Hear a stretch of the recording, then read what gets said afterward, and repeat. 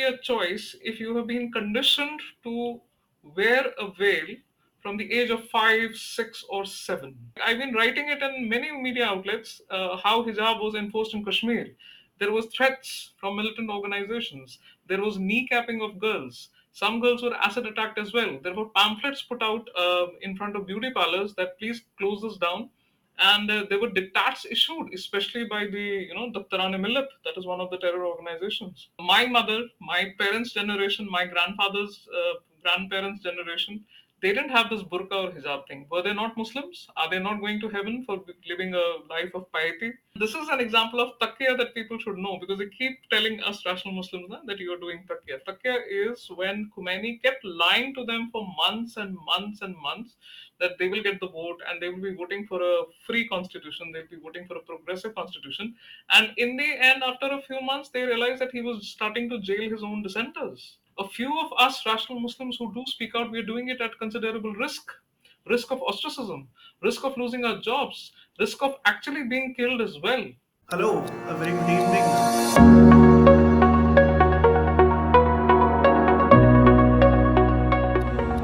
Hello and welcome back to Swarajya Conversations. I'm your host Sharan and I'm really privileged to be joined once again by Arshia Malik. Arshia ji, thank you so much for joining me. How are you? A very good evening to you. Hi, Sharan.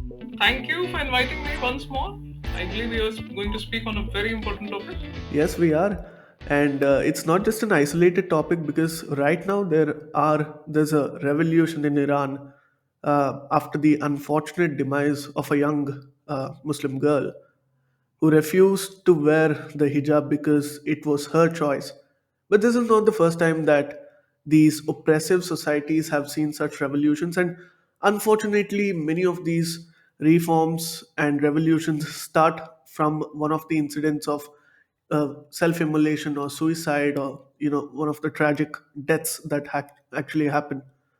There are many things that I actually want to cover with you today, beginning from how the PFI is actually unleashing violence in Kerala because there have been many arrests made by the NIA, and the hijab protests in India versus the hijab protests in Iran, and the stark difference between them.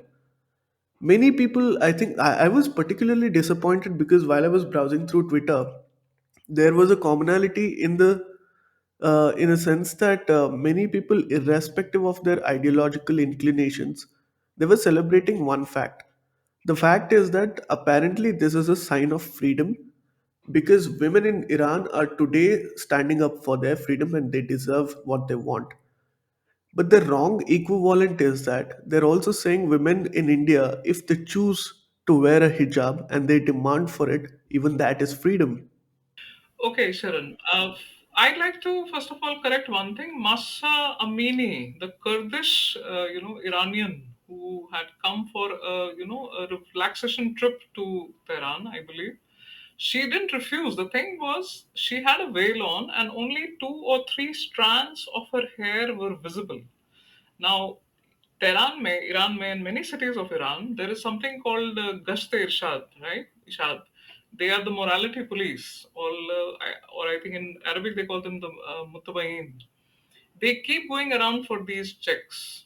So they happened to chance on her, and they took her into custody.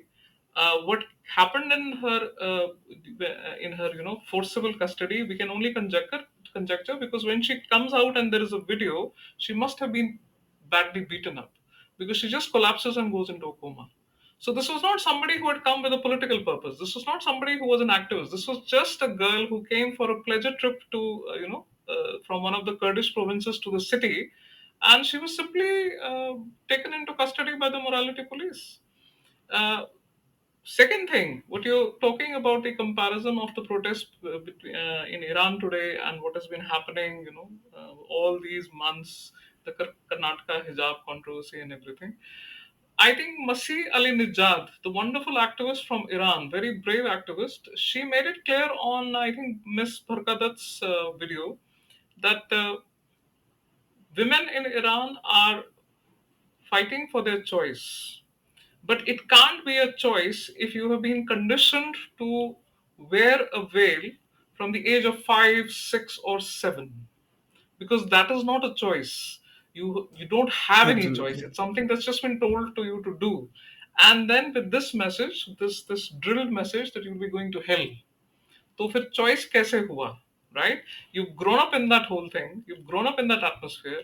She says that when she moved to the West, even when she landed in America or in England, wherever she was, today she's in America, it took her a further 3 years to decondition herself into this maxim कि she will be going to hell. तो choice नहीं है. Regarding our girls who are protesting for it, for see, many things, much misinformation there. First of all, the Karnataka college has not banned it elsewhere. It's just the classroom, right? Yeah. They are free to put it on in the corridors. As soon as they're out of the gates of the college, they are free to put it on. They are not telling them to totally do away with the practice. Okay? It's just that the college has a certain decorum. ये हम सबके साथ होता है. If I enter a gurudwara, I know I'm supposed to cover my head अगर मत्था टेकना है, right? These are certain things that we do. Some houses have this tradition कि आपको जूते बाहर रखने हैं, तभी आप अंदर आ सकते हैं. So we remove our shoes and we respect that thing. So that is what the college, I think, is working on that premise. Fine. Now it's in the courts. But the thing is, when Yeah. these girls stand up and say कि ये हमारा choice है, आपका ये choice तब होता है, ये जो हमारे रिलीजियस थियोलॉजी में आता है कि when you want to, you have this feeling कि I want to do away with all the distractions of the world and everything. You want to go for, you become a Moomin, you want to be a true believer and you really want to follow the religion, तो फिर आपको automatically आ जाता है. It can come at the age of in your teens, it can come in your 20s, it can be in your 30s. My mother took it up in her 40s, right? So that is a choice. That is when you really have it as a choice. But when you've been coerced, like I've been writing it in many media outlets, how hijab was enforced in Kashmir. There was threats from militant organizations. There was kneecapping of girls. Some girls were acid attacked as well. There were pamphlets put out in front of beauty parlors that please close this down. And there were diktats issued, especially by the Daktarane Millat, that is one of the terror organizations. Then you cannot say it's a choice, right? Right. So that's the basic No, difference between there are protests in eerily Iran. similar parallels between Kashmir and the sort of impositions that take place in very rigid Islamic societies. Um, but even in the case of Kashmir, I think before the late 80s and the 90s, it was not the case. It was a far more liberal society. If you see photographs of Tehran 1970s, if you see Afghanistan, Pakistan, Kashmir, all these photographs, and we still have them, you can Google them, anybody can Google them. It's amazing to see in just a span of 10, 20 years how everything changed, right? That has to coincide with 1979, right? The Afghan Soviet Jihad. Yeah. 1979 is also the Islamic Revolution, Khomeini's time, right? That is also the time when suddenly Saudi decided, it wasn't suddenly, it's a geopolitical move. The 1973 oil embargo and everything, it's a geopolitical thing. They started exporting Wahhabism. And then you have these satellite Right. TV hit us, and then you had Zakir Naik on all televisions coming. So this is basically that. So people have to understand कि again, repeating what I said, I think in your previous video also, my mother, my parents' generation, my grandparents' generation, they didn't have this burqa or hijab thing. Were they not Muslims? Are they not going to heaven for living a life of piety? So how can you say that, if you see from the timeline point of view? So this is a political thing, political Islam rearing its head, and unfortunate that these girls have come under this influence, specifically from the PFI. PFI has its own agenda. Right. But even if we were to, consider both the generational angle and the geopolitical angle, say for instance, Arab Spring. Now, there, the entire thing is viewed in different perspectives based on where you're based in and how your ideological inclinations are. But I think there is a similarity in terms of the sustenance of many of these revolutions, right? Because they're objectively suppressed from time to time, and although it happens, that hope that something can happen in our society is snatched away because of the nature of the regimes that exist in West Asia. So, do you think that today there is something different which can actually make a difference as compared to, say, 10 or 20 years ago when such reforms or revolutions were attempted? I am skeptical about it, realistically speaking. When the Arab Spring was crushed down, That was a big betrayal, you know.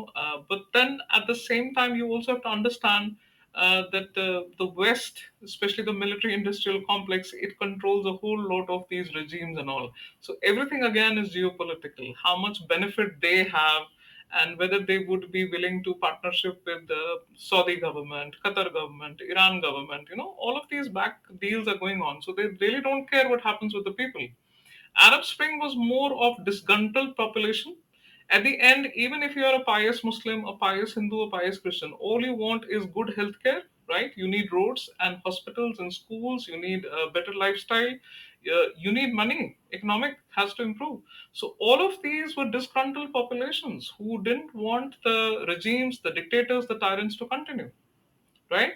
Same thing happening in Iran. If you see what happened after Mahsa Amini, it's more of a trigger. But there were already protests happening in various cities of Iran because people were protesting. There was no drinking water.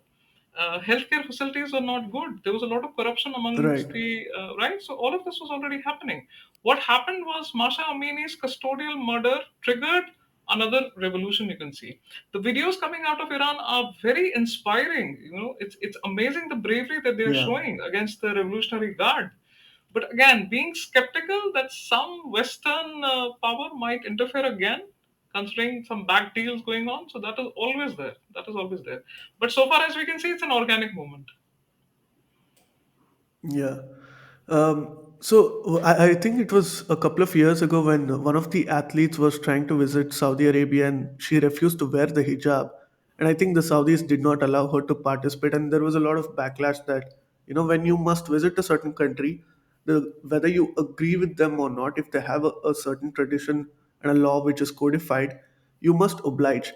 But at the same time, you look at the Iran's president when he was there, for the United Nations Assembly in New York. He refused to give the interview to Christian Amonpour of the CNN because she refused to wear, a shawl over her head. So I mean, is it not? He's now not being respectful of the local laws and traditions. I'd say it's Um, an improvement because if you, I think I've tweeted about this. Oriana Fallaci, the wonderful fiery journalist, you know, from yeah, Italy, she interviewed Khomeini, and it's a wonderful piece of reading to, when you read it, that she tore off her black chadar. She was so impatient with him, which actually made him laugh. You know, Khomeini, the only person to ever laugh in front of a non-Western person, you know, non-Iranian woman. And she really grilled him in that interview. She made sure that he came to that interview. Christiane Amanpour, I think, is feeling the pulse of what is happening on the ground these days. I think it's an improvement that now she's refused to, do the interview with the hijab and everything. Uh, I think you're referring to reform movements happening. There's a lot of reform happening in Arab nations right now. Like I said, a lot of disgruntled population, a lot of technology has come in. It's not easy to turn off the net these days. People can, yeah, navigate and they can find ways to. So, a lot of this revolutionary thing happening in the Middle East is to do with the information flow going on there. People want to know why these things happen. People are getting to know their own history. People are understanding the manipulation of governments and everything.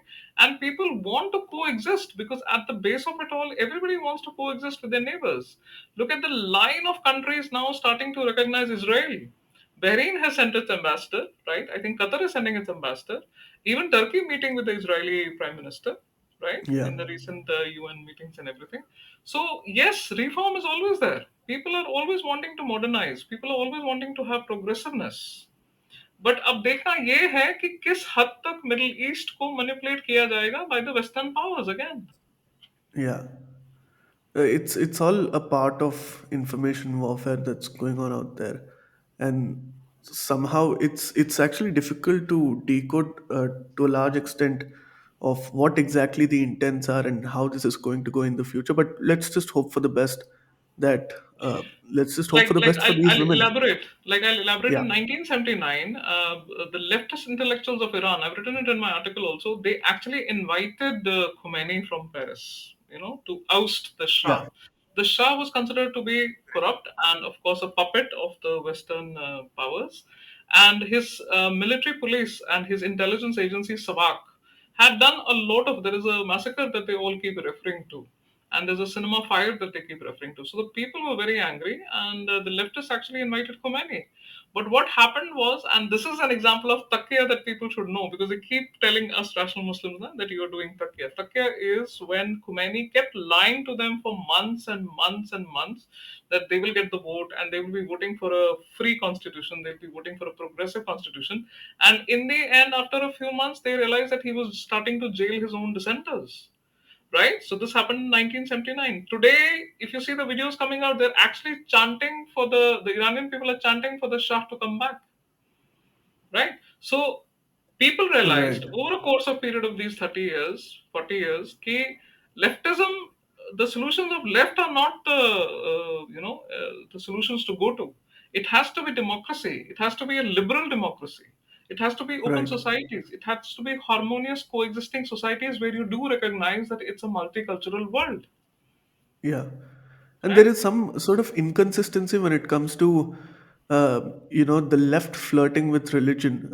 Even in India, you see that happening, right? Because there is a red green nexus happening all around the world. And you get to see both of them ideologically are, two poles apart. But surprisingly, from time to time, they keep emerging, especially when the world goes through some sort of an ideological change. Because the agenda is the same. Both the agenda for the Yeah. green and the red are the same, right? Total Right. dismantlation of उनका तो autocratic and जो भी है उनको fascism जो लगता है, green का तो total dismantling है because they want a global Islam and global Yeah. caliphate and everything. Uh, yes, absolutely, the green and the red. Whereas the green are very clear about their plan. The left is a Yeah. little bit vague. It portrays itself as liberal, at the same time making an alliance with somebody who is totally illiberal. You know, and that's what confuses anybody. But people have had enough. People have had enough. They see through the left now, and they see through, of course, Islamists also. And I think this whole churning that is going on in the world is happening in India as well. People are disgruntled with the left politics. People are tired of the appeasement politics, and people really want change. And considering that the prime minister has met with some of the Muslim intellectuals recently, I feel yes, Right. that churning is turning towards something. Towards something. I'm not very hopeful. I'm skeptical by nature, but let's see. Let's see. I'm observing. But what surprises me is that a lot of Indian Muslims, and especially the ones who seem to be a little more radicalized, feel connected to the larger ideas that the Muslim Brotherhood sort of espouses. But when it comes to the fight against oppressive regimes and everything, you don't really see a lot of these same people from the Indian societies voicing out for them. um, I think a classic example is that after the Babri Masjid incident in the 90s, I think visibly a lot of the Indian Muslims, especially in Lucknow, were upset. And I think a lot of political leaders from Iran had to sort of give a message to sort of pacify the anger within the Muslim communities in India. So that's the amount of influence that even people from the Middle East and West Asia sort of have over the Indian Muslim community. But vice versa, you don't see that effect actually happening when you see a lot of these protests and revolutions in the Middle East happening. You see the Indian Muslims actually being absolutely silent. And when I say Indian Muslims, I don't mean the common ones. Obviously, the other ones with The political cabal, agendas. the elite. Uh, Again, my take on this is the advent of technology. If you see, even like I'm researching the period of 1940s and 50s, ye kaise hua? How did we get partitioned?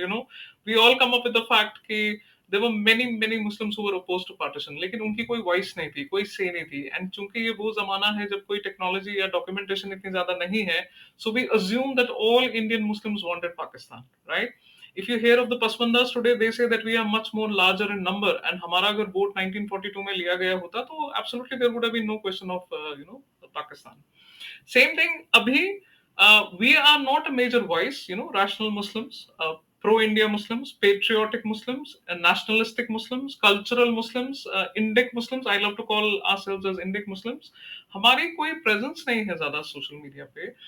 Yeah, you will not find us screaming from rooftops, and we keep getting asked, कि, why are your numbers so less while condemning? See, we are talking about the PFI. This is what I wanted to talk about. If you Yeah. see the manifesto for the PFI for the whole of India, and this is a manifesto, this is an agenda they have for a majority, Hindu country. You can assume what they will be doing to their own people, and why it is so difficult for us to speak out. A few of us rational Muslims who Yeah. do speak out, we are doing it at considerable risk of ostracism, risk of losing our jobs, risk of actually being killed as well, right? So the advent of technology, what it did was the Indian Muslim after Babri Masjid was fed this oppression Olympics narrative, this victimhood narrative. And वो एक एक वो monsters उनको create किए गए कि इस्लाम खतरे में है is always a very useful slogan for the elite Right. Cabal, just tell them that Islam खतरे में है. We were the first country to ban Rushdie's book, जबकि किसी ने पढ़ी ही नहीं थी, राइट? फर्स्ट कंट्री जहां भी आई Yeah. भी नहीं थी. So this is a very useful political tool. But I think the masses are gradually getting aware again due to technology. Today, they are silent mostly because they're watching Iran. For them, this is absolutely amazing what is happening there. Yeah. They have seen the reforms coming in Saudi Arabia. Kashmir didn't have a cinema house until 2 days back, right? For the last Right. 30 years. And just a few, last year only, I believe, Saudi got its first cinema house, Saudi got its first concert. Yes. So they are watching all of this, right? German cities are having desegregated mosques. Women are leading prayers, right, as women imams. There are women Yeah. qazis coming up, right? There is a lot of reform happening over there in European cities, in North America, even in the Middle East. All these changes coming. Women drivers allowed in Saudi, and no escort required now. There's no necessary कि एक male guardian होना चाहिए. So ये सारा सब watch कर रहे हैं Indian Muslims. लेकिन वो किसके पकड़ में है? उनको जो ये रेटरिक दिया गया है, ड्रिल किया गया है कि the Hindu is after you, the Hindu is your enemy, they naturally feel a little bit, out of place to say कि नहीं ऐसा नहीं है, right? Right. So Yeah. it's the AIMIM politicians, right? And then Yeah. you have the extremist kind of these PFI, which is actually offshoot of Simi. So try and Right. understand how difficult it is for an average Muslim to, sift or wade through this rhetoric and to see for himself or herself and make up their own rational minds. Ki, am I better protected in an India which allows me the freedom to practice my religion, or would I be Yeah. safer in those 56 plus Muslim majority countries? It's very This is the difficult for an first time average. you're seeing a lot of protests and hartals being organized for arresting people with terror links. And I think the entire state of Kerala has come to a halt. Early in the morning, there were a few reports that bus drivers in Kerala are wearing helmets, and initially I was surprised and I was just confused. Why would they do that? And it's because to avoid stone pelting. So whether it's Kashmir or Kerala today, I think the situation has unfortunately become the same where you don't even trust your law enforcement agencies like the NIA, which is one of the best institutions this country has actually created because they operate on solid evidence. And I think they have a history of cracking cases to a very, very large extent, almost 100%. And 98% conviction rate. Yes. I see it positively. I see democracy. If you really want to subvert the narrative which is out there, कि India is fascist and India doesn't allow, and Indian Muslims, look at the democracy, look at the freedom that you're protesting against a organization which may get banned soon, right? You had Yaqub Menon's funeral, thousands and thousands of Muslims. That is your freedom, for the terrorists. Yeah. You have Burhan Mani's funeral, right? So that is your freedom, that despite the seditious nature of your protest, despite the treason, that you are showing, despite the secessionism that you are displaying, you are allowed to do it. Had we really been fascist, like China or Russia, this would have been crushed like anything. Yeah. But yes, you're right. They selectively profess to believe in the courts when the decision is in their favor. They prefer the constitution selectively. But when it comes to, as I said, the NIA now raiding all of their offices and everything, now this protest thing. These are all gimmicks. This is again, what would you call it? Last desperate measures to show that they are a relevant organization and all. And this will happen. Right. This will happen. This will keep happening. What, according to you, would be ideal, an ideal society for Muslims today? Say, if you think of Kashmir, is there something that you can rely on as a benchmark? Because even the Muslim society has progressed through many phases over the last few centuries, right? And there are many examples around the world wherever the Muslim community has settled. So, what do you look up to, and what can be an example of true freedom of religion, of what they want to believe in, of practices, etc.? I have this uncomfortableness with the ideal society, because the dream for a caliphate is based on an ideal utopian society. So I'm not going to Okay, go into that. But yes, every but you know society what I mean. tries, yes, I do know what you mean, absolutely. Every society tries to be the better of what it was in the previous decade, previous year, and everything. Even if you look at Western societies, despite the progress and everything, they are not exactly very civilized, right? उनका incarceration इतना ज़्यादा है, उनका racism खत्म नहीं हो रहा है, उनका अभी भी वो attitude आप देखो towards other minority groups and everything. Not only that, their own model for democracy is not working practically, right? So I would not say that there are any ideal societies around the world, but yes, we do strive for a better society, and that is exactly what the Muslim society has also been trying. Again, advent of technology forced Muslim societies all over. There are Muslim societies not a monolith. There are various kinds of Muslim societies. You have a Turkish society, which is different from an Indonesian society, Muslim society, which is very different from a Saudi Muslim society, which is very, very different from the Indian Muslim society, right? See, every one of us, we take Islam and we हमारी जो experiences होती है, cultural experiences होती है, civilizational experiences होती है, हम उसको उस तरह से adopt करते हैं, ठीक है? Indian Muslims ने भी वही किया है, right? Turkish Muslims ने भी वही किया है. They had a history of Kemal Ataturk abolishing the caliphate and everything. Indonesian Muslims ने भी वही किया है. They are the furthest geographically from Saudi. So you can see that their Islam has developed totally differently. And our Islam has developed totally differently. Unfortunately, it gave us a Pakistan and a West Pakistan, Bangladesh. But Yeah, fortunately, it has also kept Indians here, Indians who chose to live here, Muslim Indians, right? right. And हम भी हमेशा I see Muslim society is constantly progressing. For that matter, even there are churnings happening in Pakistan also. They want a better society. At Right, least everybody has an idea of democracy होना चाहिए, human rights होना चाहिए, egalitarian societies होना चाहिए, right. equality होना चाहिए between genders. तो ये idea I think all over the planet सबके पास है, right? Yeah, Australian society is also striving for that. It has just recognized कि उन्होंने जो aborigines के साथ किया was not a good thing, and Canadian society has apologized to their aborigines. I think yeah, Australia has not yet apologized. Americans, of course, are never going to apologize to the Native Americans. तो हर society progress करती रहती है, ठीक है ना? इसी churning में हमारा भारत भी आता है, जिसमें the majority Hindus are starting to realise कि appeasement politics is not going to work. क्यों? क्योंकि that is the bigotry of low expectations.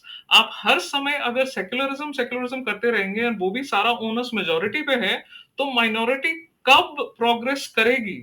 Minority कब अपने आप को रिफ्लेक्ट करेगी एंड बोलेगी हम में ये खामियां, हमें सुधरना है, right? So no ideal society to strive for. I am very right. comfortable with that, that black and white thing. There is an ideal society, no, but yes, striving to be better.